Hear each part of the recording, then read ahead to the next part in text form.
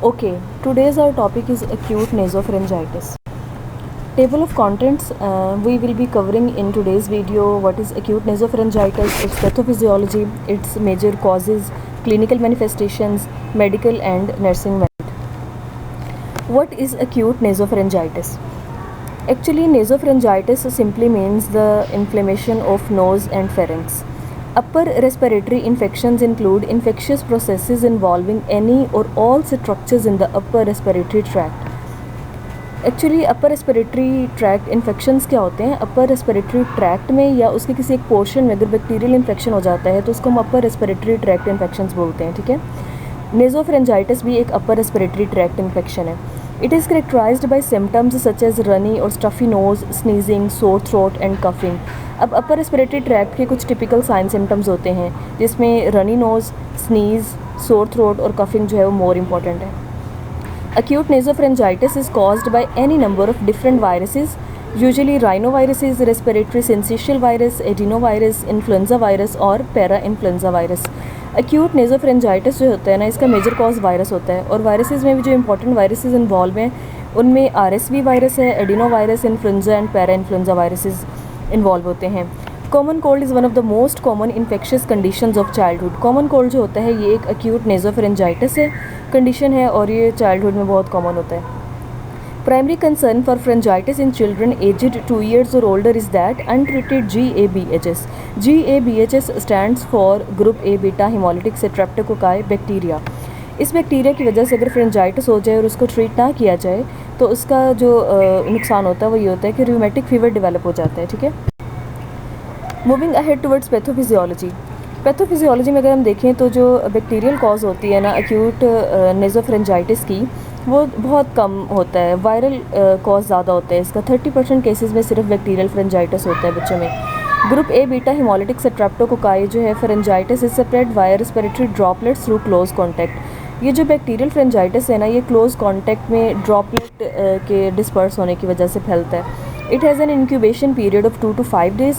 The bronchi and bronchioles become plugged with thick viscid mucus, causing air to be trapped in the lungs.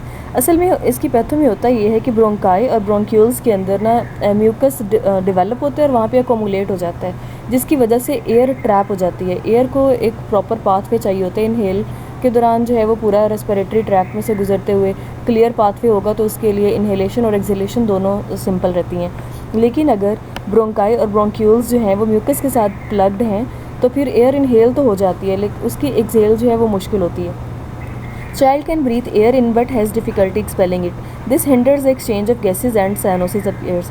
जब gases का exchange ही नहीं होता तो proper oxygen का content body में नहीं होता है, जिसकी वजह से साइनोसिस अपीयर्स होता है।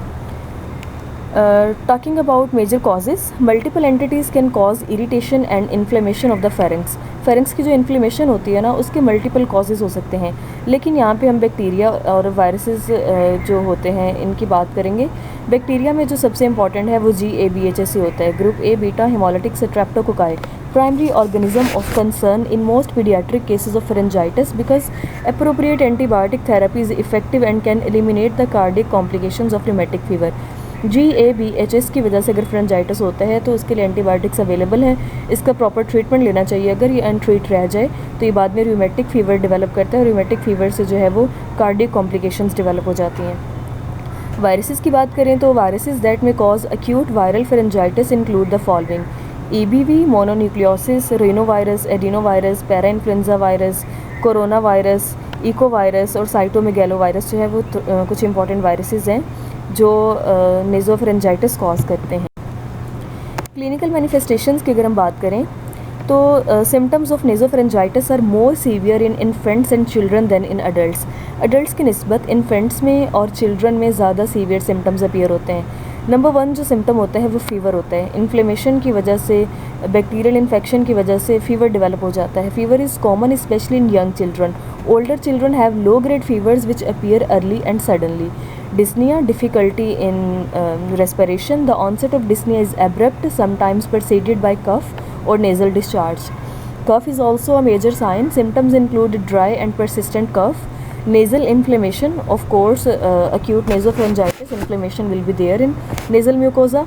Nasal inflammation may lead to obstruction of passages and continue wiping away of secretions causes skin irritation to nares. Retractions. Suprasternal and substernal retractions are present. Actually, chest retractions are present. You can see on examination. Barrel-shaped chest. The chest becomes barrel-shaped from the trapped air. Air trap होने की वजह से जो chest की shape होती है ना वो बैरल शेप्ड हो जाती है, ठीक है. Shallow respirations are 60 to 80 breaths per minute. Viral pharyngitis is usually associated with sneezing, rhinorrhoea and cough. ये 3-4 इसके जो है वो मेजर साइन सिम्टम्स हैं, जिसमें स्नीजिंग, राइनोरिया यानी कि runny nose and cough involve होती हैं, ठीक है. सबस्टर्नल रिट्रैक्शंस होंगी यहाँ पे, और नीचे अगर आप देखते हैं तो सब कोस्टल रिट्रैक्शंस दिखने में आती हैं on physical examination. Medical management की अगर हम बात करें, approach considerations for a child with acute nasopharyngitis include, first of all we have to administer oxygen administration may be is a very first line treatment in acute nasopharyngitis. In addition to the mist tent, oral and IV fluids can be given to eliminate dehydration.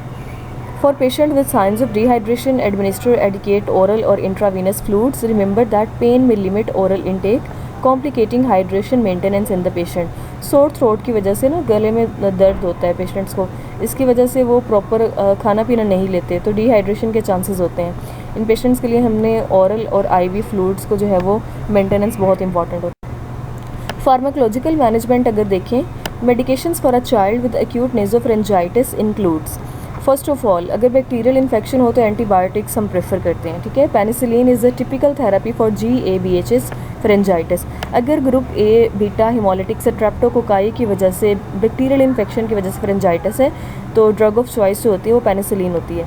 In conjunction with prevention of dehydration and supportive care for pain के लिए हम supportive care देते हैं, pain killers, और साथ में dehydration को अपने मैनेज करना होता है. Antipyretics are usually prescribed for mild fever and discomfort. Bacterial infection में यूजुअली जो है ना लोग डेवलप हो जाता है, उनको फीवर डेवलप हो जाता है, तो उसके लिए हम एंटीपायरेटिक्स जो हैं वो प्रेस्क्राइब करेंगे. Corticosteroids for example dexamethasone have been suggested as an adjunctive therapy to decrease pain and shorten symptoms duration in adults with pharyngitis. Actually जो कॉर्टिकोस्टेरॉइड्स होते हैं ना ये इन्फ्लेमेशन को रिड्यूस करते हैं. इन्फ्लेमेशन जैसे ही रिड्यूस हो जाती है तो एक्यूट कंडीशन जो है वो सबसाइड हो जाती है. कॉर्टिकोस्टेरॉइड्स इंपॉर्टेंट ड्रग्स होते हैं पेन को रिड्यूस करने के लिए और इन्फ्लेमेशन को कम करने के लिए. Moving towards nursing interventions for a child with acute nasopharyngitis are, first of all, positioning. Place the child in semi-Fowler's position using pillows to facilitate lung expansion. Semi-Fowler's position is the best position where lungs can expand fully. Okay? तो patient को जो है वो अपने semi Fowler's position में रखना है ताकि उसके लंग्स जो हैं वो प्रॉपर एक्सपैंड हो, पेशेंट को ब्रीदिंग डिफ़िकल्टी ना हो. Increase fluid intake. Encourage increased fluid intake to decrease the viscosity of secretions. Fluid intake बहुत ज़रूरी है. एक तो जो सिक्रीशंस है ना उसके अंदर अकोमुलेटेड रेस्पिरेटरी ट्रैक्ट में, उसको सॉफ्ट करने के लिए फ्लूइड इनटेक बहुत ज़रूरी है. दूसरा, डिहाइड्रेशन के सिम्टम्स को मैनेज करने के लिए फ्लूइड इनटेक बहुत ज़रूरी है. Increase room humidity. Increase the humidity by using cool mist vaporizers to relieve stuffiness of the nose. Nose बहुत ज़्यादा congested होता है, ठीक है, और जैसे ही ड्राई एयर एंटर होगी तो वो बहुत म्यूकोजा जो है वो इरिटेट हो जाती है. तो इसके लिए ज़रूरी है कि जिस एयर के अंदर आप प्रेजेंट हो वो ह्यूमिडिफाइड एयर हो, ठीक है, उसके अंदर नमी मौजूद होनी चाहिए, बिल्कुल ड्राई एयर ना हो. Administer medications. Administer antibiotics as prescribed after a positive culture result. अगर कल्चर रिज़ल्ट पॉजिटिव आ गया है और उसके बाद एंटीबायोटिक्स प्रेस्क्राइब्ड की जा चुकी हैं पेशेंट को, तो ये इंपॉर्टेंट नर्सिंग इंटरवेंशन होती है कि पेशेंट की जो कंप्लाइंस है उसको बेहतर बनाया जाए, उसको timely antibiotics administer. Thanks for watching.